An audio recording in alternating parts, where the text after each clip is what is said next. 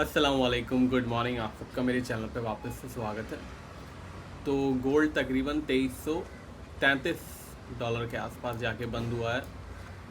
Gold जो है open हुआ था 2293 के आसपास मंडे को। 2293 के बाद तकरीबन वेडनेसडे जब फेडरल रिजर्व की प्रेस कॉन्फ्रेंस होने वाली थी उस दिन $2341 का हाई बनाया।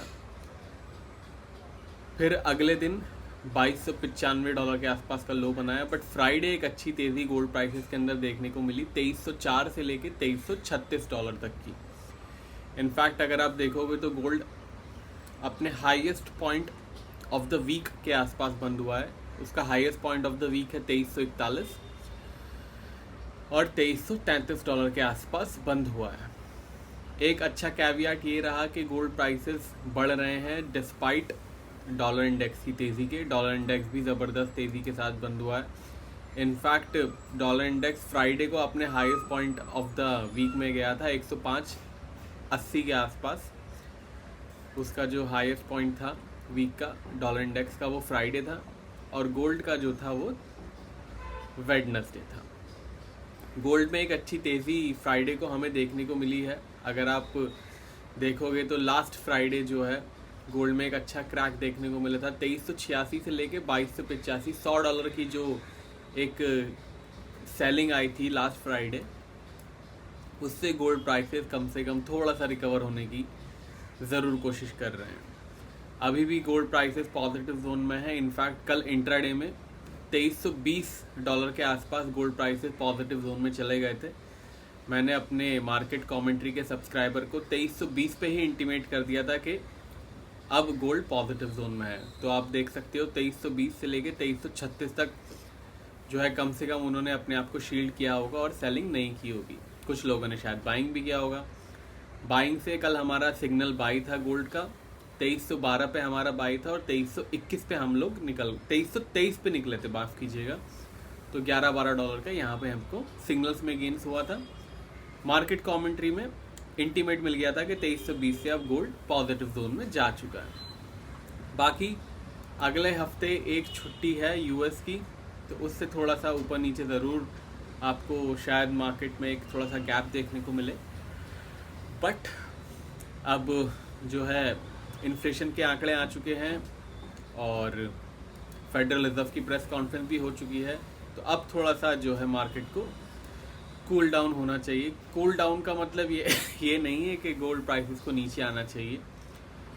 कूल डाउन होने का मतलब ये है कि थोड़ा सा वॉलेटिलिटी अब कम होनी चाहिए, ऐसा मुझे लगता है। बाकी कुछ ना कुछ वॉर का आ गया, कुछ रशिया का आ गया, या कोई भी इन्फ्लेशन के रिगार्डिंग कोई भी अपडेट आ गया तो फिर उसका कह नहीं सकते। कोई सरप्राइज नहीं आया तो फिर गोल्ड की वॉलेटिलिटी थोड़ी कम हो सकती है। इट इज़ पॉसिबल कि ट्रेड करना थोड़ा सा आसान हो जाए आने वाले कुछ हफ्तों में।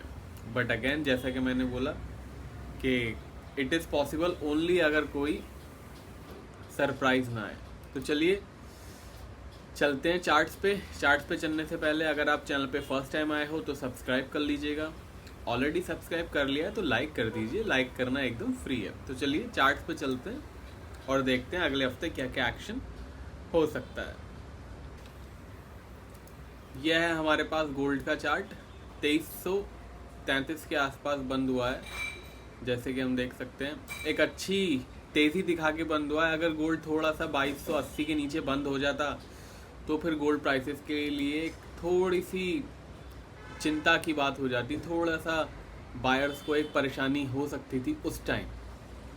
अगर फ्राइडे से नीचे की क्लोजिंग हो जाती, लास्ट फ्राइडे की जो एक 2286 के आसपास का एक जो लो बना था, अगर उसके नीचे की क्लोजिंग हो जाती इस हफ्ते, थोड़ा सा फिर गोल्ड को परेशानी हो सकती थी, बायर्स को स्पेशली। बट फॉर्चुनेटली कहें फॉर बायर्स नहीं हुई, अनफॉर्चुनेटली कहें सेलर्स के लिए तो नहीं हुई। तो अब 2333 के आसपास की क्लोजिंग हुई है। आगे बढ़ने से पहले देख लेते हैं कि अगले हफ्ते कौन कौन से डेटा हैं जो गोल्ड को इम्पैक्ट कर सकते हैं। मंडे चाइना का इंडस्ट्रियल प्रोडक्शन है, रिटेल सेल्स है। यूएस का एम्पायर स्टेट मैन्युफैक्चरिंग इंडेक्स है। उसके बाद ट्यूसडे को ऑस्ट्रेलिया की मॉनेटरी पॉलिसी है।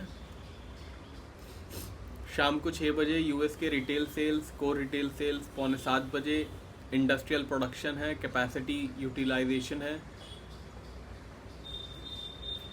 वेडनेसडे को ब्रिटेन की इन्फ्लेशन के आंकड़े हैं, दैट वुड बी इम्पॉर्टेंट। अब ये देखना है कि इन्फ्लेशन बढ़ के आती है कि कम होके आती है। वैसे ये लोग तो एक्सपेक्ट कर रहे हैं कि कम होके आएगी, but that we will have to see. उसके बाद वेडनेसडे को बैंक हॉलीडे है यूएस में। फिर चाइना में जो है स्विट्ज़रलैंड का मॉनेटरी पॉलिसी है, और इनका इंटरेस्ट रेट इतना ज़्यादा नहीं बढ़ा है, आप देख सकते हो 1.5% ही है।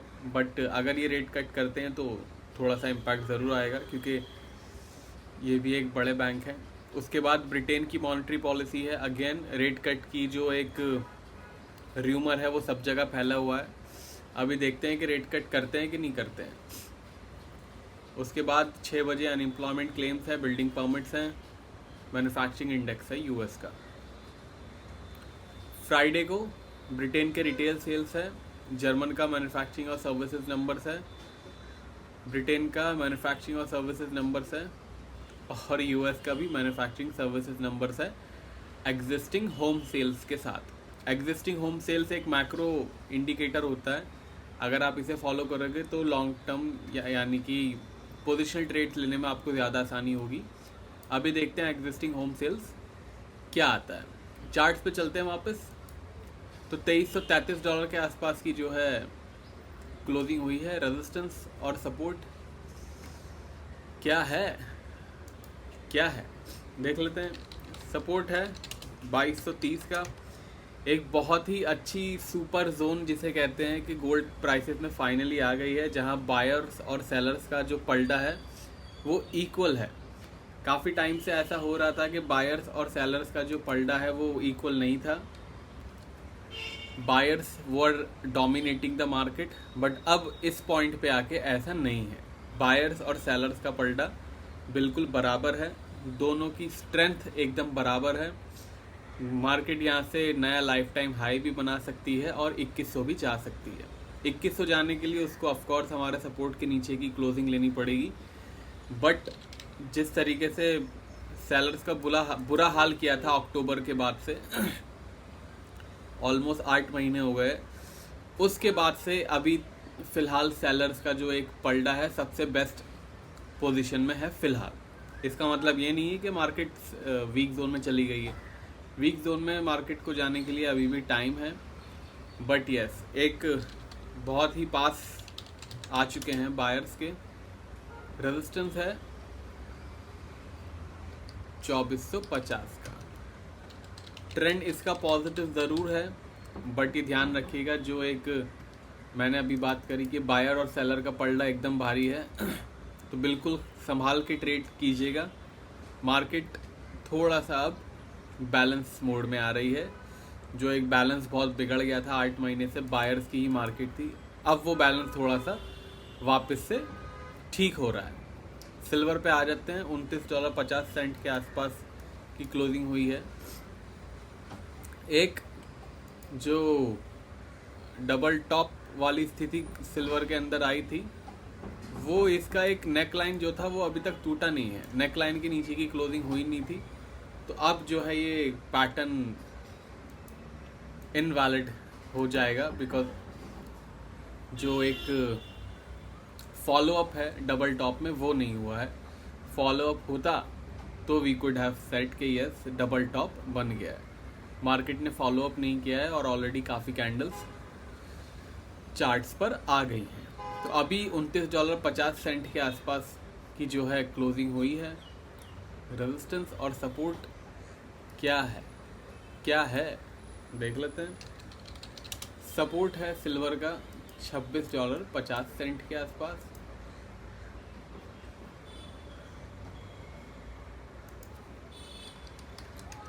रेजिस्टेंस है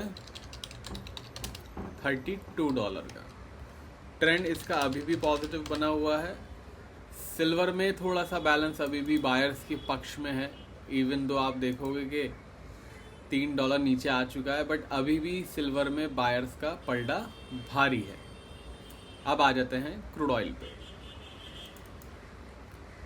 क्रूड ऑयल में एक अच्छी रिकवरी तो देखने को मिली ही है। अगर आप देखोगे तो ट्यूसडे, लास्ट वीक के ट्यूसडे से एक अच्छी रिकवरी वेडनेसडे से देखने को मिली है और रिकवरी अभी भी जारी है। इवन दो अगर आप देखोगे तो ज़्यादा कुछ हुआ नहीं है, बस मंडे ही सबसे ज़्यादा बड़ी कैंडल आप ही देखोगे 75 से 78 तक की। उसके बाद तो एक थोड़ा सा जो है नॉर्मल स्थिति में ही था क्रूड ऑयल। अभी भी एक छोटा सा आंकड़ा पार करना बाकी है क्रूड ऑयल को, तब जाके वो वीक पॉजिटिव जोन में जाएगा। क्या है वो आंकड़ा? वो है $80.20 का। सपोर्ट है $74 का। ट्रेंड हो चुका है इसका अब फ्लैट। $80.20 की अगर क्लोजिंग आ जाती है तो फिर पलटा बायर्स का भारी हो जाएगा और फिर $85 और $90 तक क्रूड ऑयल जा सकता है। बाकी पेड सिग्नल्स की जानकारी और मार्केट कमेंट्री की जानकारी के लिए सारी डिटेल्स मेरी डिस्क्रिप्शन में अवेलेबल है। चैनल पे नए आए हो तो सब्सक्राइब कर लीजिएगा, ऑलरेडी सब्सक्राइब है तो लाइक कर दीजिएगा। अब मिलेंगे मंडे को, तब तक के लिए टेक केयर, बाय बाय।